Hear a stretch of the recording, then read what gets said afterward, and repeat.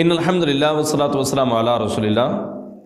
میں اپنے پروگرام رزق کی کنجیوں کے حوالہ سے آپ کا میزبان خالد مشتاق سلفی، میں اپنے سابقہ موضوع کے حوالہ سے ہی آپ کے سامنے بات کروں گا۔ رزق کی کنجیاں جو کہ اللہ رب العالمین نے قرآن پاک میں بیان فرمائی ہیں اور اللہ کے نبی صلی اللہ علیہ وسلم نے اپنے فرامین میں بیان فرمائی ہیں، تو وہ میں آپ کے سامنے ایک ایک کر کے بیان کرتا چلا جا رہا ہوں۔ اللہ تعالی ہم سب کو عمل کی توفیق دے۔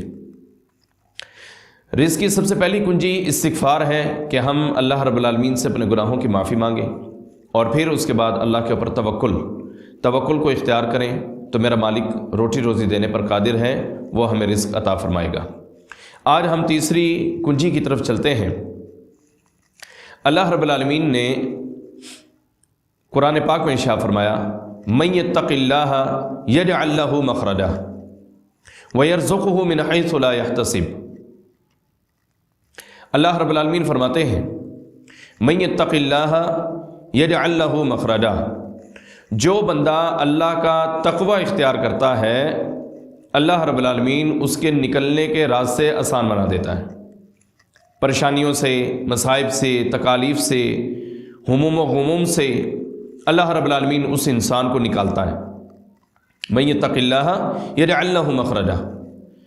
ویرزقہ من حیث لا یحتسب، اور ساتھ ہی فرمایا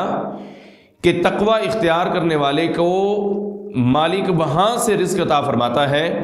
کہ جہاں اس کا اپنا وہم و گمان بھی نہیں ہوتا۔ تقوی اختیار کرنا یہ رزق کی بہترین کنجی ہے اگر ہم اس کے اوپر عمل پیرا ہو جائیں۔ تقوی اللہ کا ڈر، اللہ کا خوف اپنے دل کے اندر رکھنا اور گناہوں سے بچنا، یہ اسے تقوی کہتے ہیں۔ کبیرہ گناہ ہے تب بھی اس سے بچیں، اور اگر صغیرہ گناہ ہے تو تب بھی ان گناہوں سے بچیں، اور یاد رکھیں کہ یہ بات اپنے دل کے اندر سمو لیں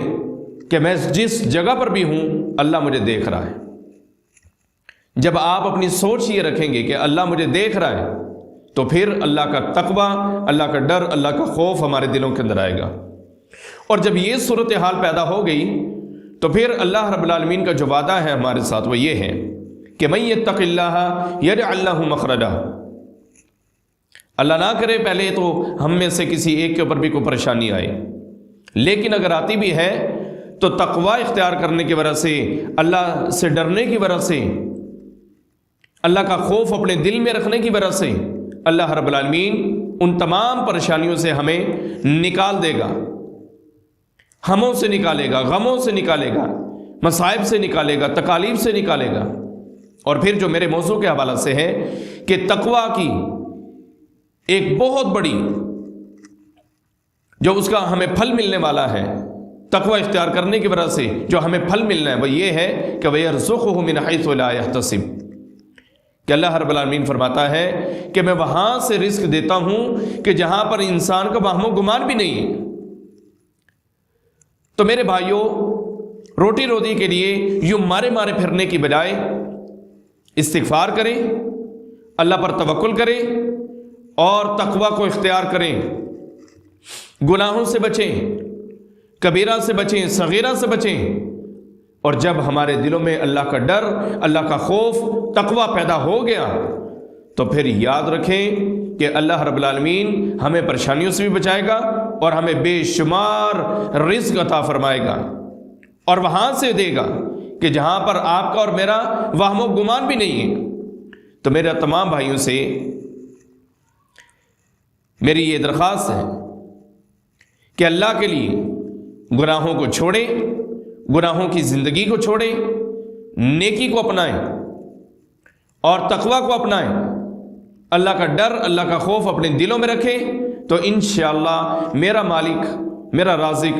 جو روٹی روزی دینے پر قادر ہے وہ ہمیں اس تقوی کی وجہ سے بے شمار رزق عطا فرمائے گا۔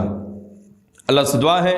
اللہ ذو الجلال ہمیں تقوی کو اپنانے کی توفیق عطا فرمائے، عمل کی توفیق عطا فرمائے۔ السلام علیکم ورحمۃ اللہ وبرکاتہ۔